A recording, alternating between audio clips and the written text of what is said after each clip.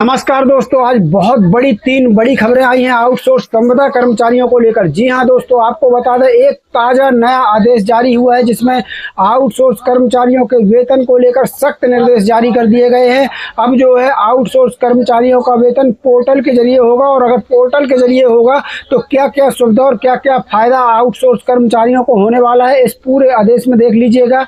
पूरा आदेश आपको दिखाएंगे और आपको सरल भाषा में इस आदेश को बताने वाले हैं। दूसरी बड़ी खबर आ रही है जहां पर अगर विभागीय परीक्षा में किसी आउटसोर्स अस्थायी कर्मचारियों को कम अंक मिलते हैं तो फिर उनको बोनस अंक देकर और उनको जो है उनके अंकों में वृद्धि की जाएगी। जी हां दोस्तों, ये बहुत बड़ी खबर है जहां पर नियमितीकरण को लेकर विभागीय परीक्षा में जो है अब अस्थायी आउटसोर्स कर्मचारियों को बोनस अंक दिए जाएंगे। तीसरी बड़ी खबर भी नियमितीकरण को लेकर है जहां पर सरकार ने नियमितीकरण की नियमावली में संशोधन करते हुए जिन आउटसोर्स कर्मचारियों ने अभी तक 5 वर्ष से ज्यादा की सेवा पूरी कर ली है उनको पात्र माना जाए, ये इस प्रकार के निर्देश जारी किए। तीनों बड़ी खबरें आपको बताते हैं। ये बड़ी खबरें उत्तराखंड, मध्य प्रदेश और हमारे झारखंड राज्य से आई हुई है। तो साथियों शुरू करते हैं। उसके पहले एक छोटा सा अनुरोध है, वीडियो को लाइक शेयर जरूर कर दीजिएगा। दोस्तों यहाँ पर मैं आपको बता दूं, आउटसोर्स संविदा और दैनिक वेतन भोगी कर्मचारियों के नियमितीकरण को लेकर आज 3 राज्यों से बेहद महत्वपूर्ण खबरें सामने आई हैं। इन खबरों में नियमितीकरण के नियम, अनुभव के आधार पर अतिरिक्त अंक और सरकार से जवाब मांगने तक की बड़ी अपडेट जो है शामिल है। ध्यान से इस खबर को पूरा सुनिएगा।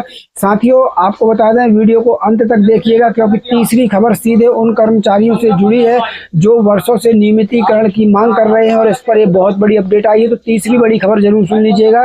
साथियों पहली खबर शुरुआत करेंगे झारखंड से, जहां पर साथियों झारखंड से जहां करीब 1,60,000 संविदा और आउटसोर्स कर्मचारियों के लिए बड़ी जानकारी सामने आई है।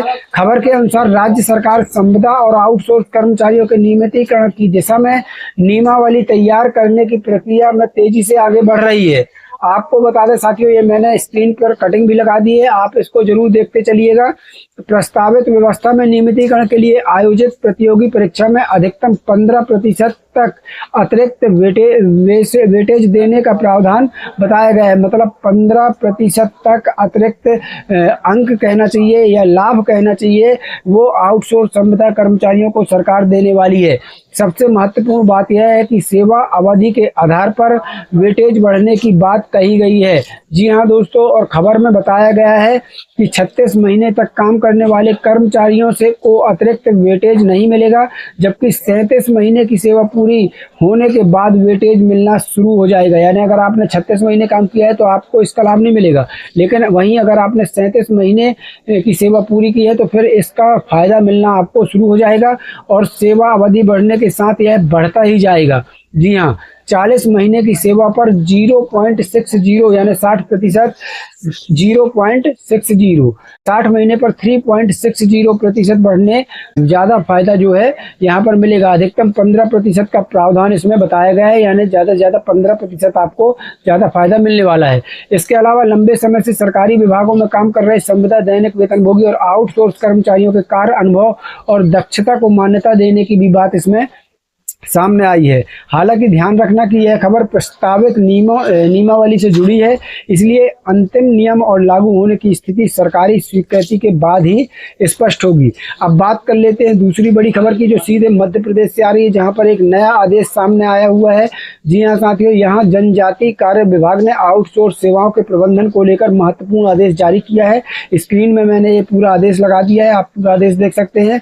13 अगस्त 2026 के इस आदेश में विभाग ने रोम्स पोर्टल के माध्यम से आउटसोर्स सेवाओं के प्रबंधन को अनिवार्य करने के संबंध में जो है निर्देश जारी कर दिए हैं।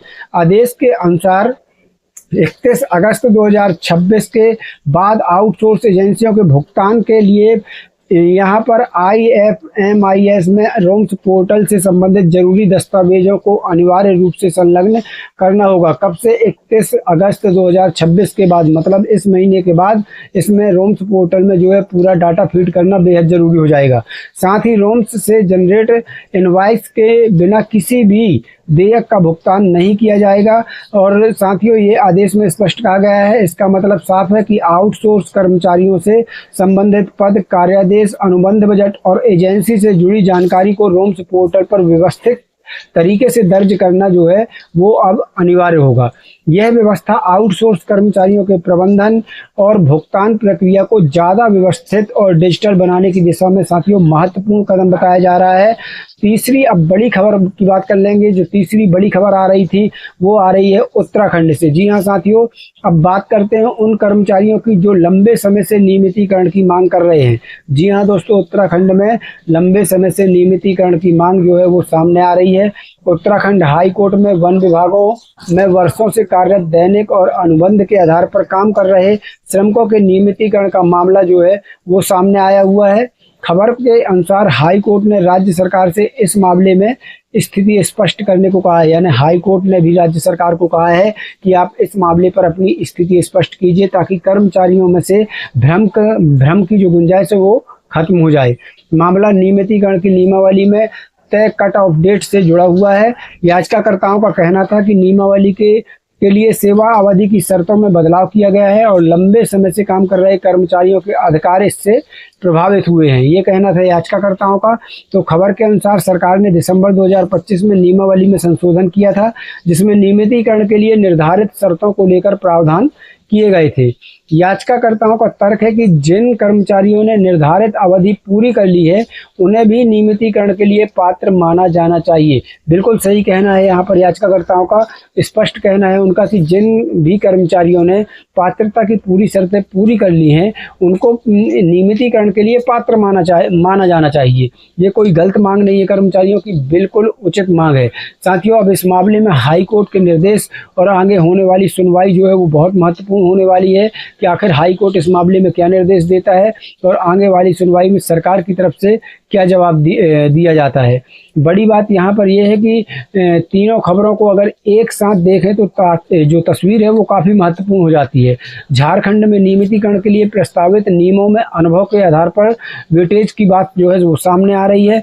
मध्य प्रदेश की बात करें तो मध्य प्रदेश में आउटसोर्स कर्मचारियों के प्रबंधन और भुगतान के लिए रोम्स पोर्टल को अनिवार्य करने की दिशा में महत्वपूर्ण जो है आदेश वो जारी हो चुका है, जो आप स्क्रीन पर देख भी चुके हैं। और उत्तराखंड की बात करें तो वहां पर वर्षों से काम कर रहे वन श्रमिकों के नियमितीकरण का मामला हाई कोर्ट तक पहुंच चुका है। अब देखते हैं आगे सुनवाई में यहाँ पर क्या कुछ होता है।